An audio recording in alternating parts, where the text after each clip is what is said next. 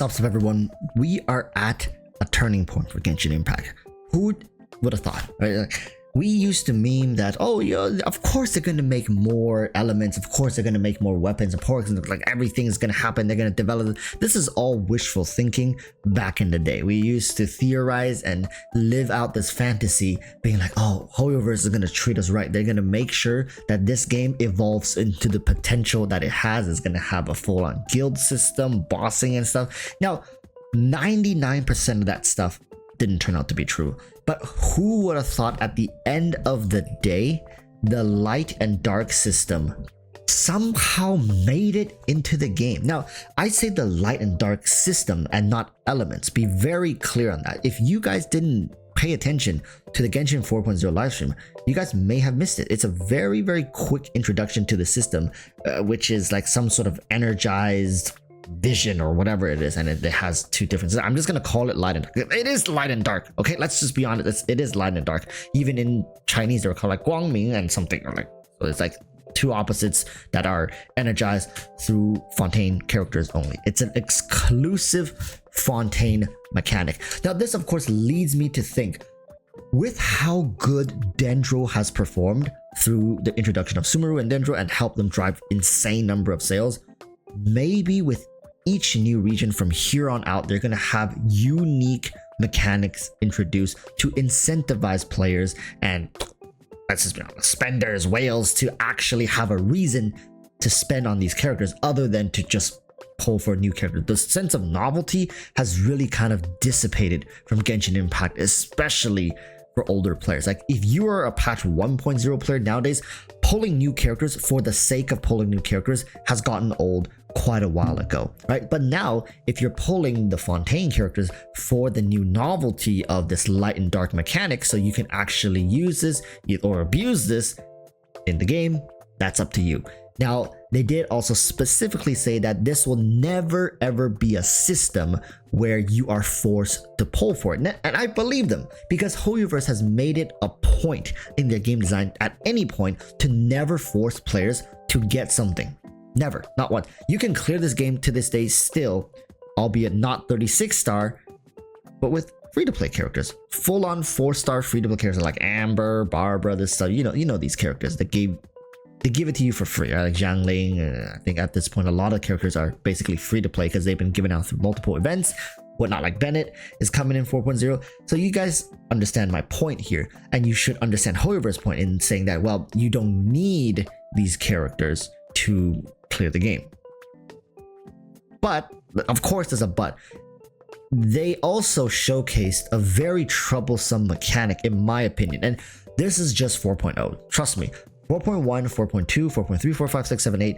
You just wait. Eventually they'll release monsters that have unique combat forms, as they call it, that requires disarming. If you don't disarm them, you're gonna have a hell of a time trying to take these monsters down. Now, is that inherently a problem? I don't think so, unless they make these forms so unique in that the monster becomes immune to damage as long as they're in this form for the next 10 seconds. However, they can't move and they won't attack you. Well, guess what? Imagine if that monster gets into Abyss, you basically are just out 10 seconds. You can't do anything to them. You can't disarm them unless you have a Fontaine character with a vision or something like that.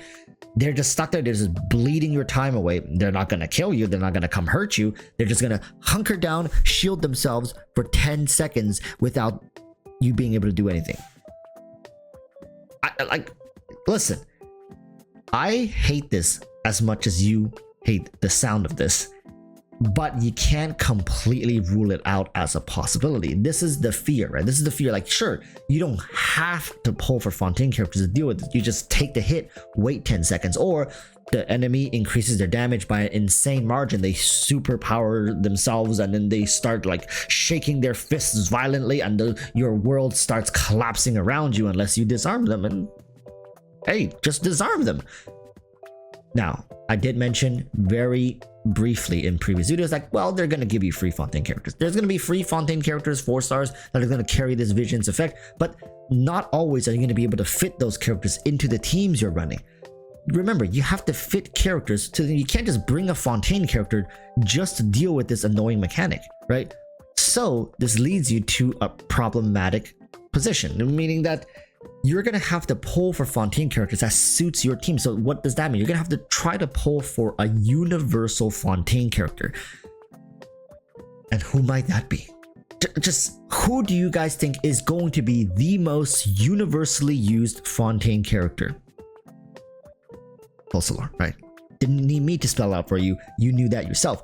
Focalors has yet another reason that you should really be pulling for her. Right now, I think, yes, we don't know the full extent of this mechanic. And we likely will not know even when Focalors is up, because she comes out likely in 4.2. What if 4.345 they introduce more annoyance to this mechanic? Again, don't rule out the possibility that HoYoverse sells you the solution to a problem they have yet to create. So let's say you're being stubborn. You're gonna like, I don't care about Fontaine. I'm gonna skip all the characters of Fontaine and I'm just gonna play through Fontaine with whatever I have, and I'm saving for Natlan. I'm saving for the Pyro Archon, which I don't know why you would be saving for something that's coming out like a year and a half from now. Maybe you want to see 6. Hey, you do you, okay? But Focalors right now is already chalked out to be insanely popular. She is the Hydro Archon, the Archon of the best element in the game, and on top of that, she's also likely going to have this unique vision property to disarm the enemies. And looking at past Archons, being how popular they are and how useful they are across so many different teams and iterations of currently existing and future teams, you cannot tell me that this is not another ploy to drive up not only Fontaine characters, because let's be honest, people have no problem skipping Fontaine characters, but people will find it much more difficult to skip the best Fontaine character in combination with this unique mechanic that likely will pose as a very problematic annoyance. Not obstacle, but annoyance. But people, what does Genshin Impact do so well that has kept the players, you know, engaged enough but never really fully being able to enjoy the game? It's just how annoying it is. From the rate of resin refresh to the cap of the resin refresh to the frustrations farming artifacts to the difficulty spikes in spiral bits that makes you just question why you're even trying to complete it to begin with. For the puny amount of primo gems that it gives you, is it really worth it? Now please answer in your head and not out loud, because deep down we all know it's not worth it, but we still do it because we like the sense of accomplishment. We like to feel like we've overcome a difficult hurdle. But with every turn of the screw, with every update, it seems like HoYoverse want to make the game a little more annoying for you, and this new light and dark mechanic is no exception. Trust me when I say this, it's not like you're not going to be able to clear the content. It's not like you're not going to be able to kill the monster. I've reiterated this many times again, and I don't want to give you guys the impression that if you skip Fontaine characters, if you skip this, it's like you can still beat the game. I don't think you're going to have a problem beating the game. It's just you're going to find it more annoying to clear it consistently at 36 stars. Again, this is targeting a very small portion of the community, but HoYoverse is very aware that this is also the portion of the community that spends on their game the most. Just like how 10% of the people create 90% of the problems, 10% of the people are also paying for 90% of the game. It's always this weird ratio that a very small portion of amount of people are actually spending excessively to fund the game. So HoYoverse is very aware that this hyper elitist group of people who are hyper, mega, ultra, I don't know how many more adjectives I can throw in there, focused on the meta space of the game. These people care. They care about how fast they clear it. They care about how they clear it. They care about how efficient their clear is. And you're going to tell me that this mechanic is not going to drive these people to pull for some extra Fontaine characters? I don't think so. So that's what I think at the end of the day it's all about. It's to both incentivize the spenders to have a reason to spend, as well as giving older players a sense of novelty and drive to maybe pick up 1 or 2 Fontaine characters. You don't have to pick up all of them. The meta players will find out what's good and what's not, and they're going to tell you guys what's good and what's not. And at the same time, make sure that Focalors has plenty reason for everyone to go after her. They want to see Focalors outperform Nahida, that outperforms Raiden, They want to see their game continue to grow and blossom into something amazing financially, of course.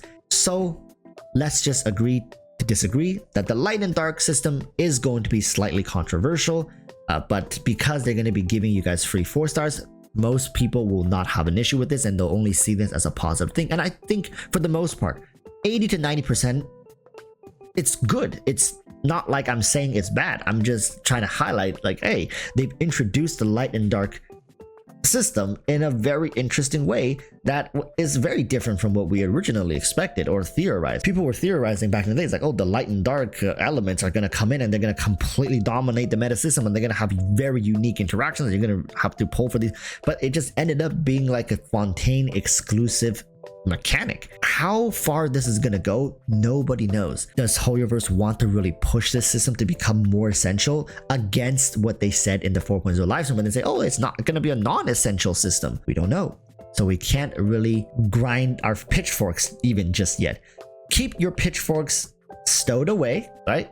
But keep it within arm's reach, because you never know. Maybe a patch or two, you need to quickly grab the pitchfork, right, and then start grinding. Because honestly, I wouldn't pass Hoyoverse to eventually make this mechanic so annoying to the point that like if you're not running a Fontaine character, you can basically kiss your 36 star goodbye, which to a lot of people who take pride in 36 starring every single iteration, especially been doing it since 1.0, right? You're not going to let that streak just break because you didn't want to pull a certain Fontaine character. People, make a smart decision, pull responsibly, and at the end of the day, just have fun with the game. Hoyoverse, I think, to a certain degree, is still trying to make this game enjoyable and fun for most of the player base. So it's not like they're trying to ruin the game by making this. It's like they're trying very hard to balance fun and money, as well as meta versus non-meta casual stuff. Right? All this stuff has to coexist and they have to find this perfect harmony. It's hard to do, so give them some slack. All right, thank you guys so much for watching. So until the next one, urge you to stay safe. Peace, bye bye.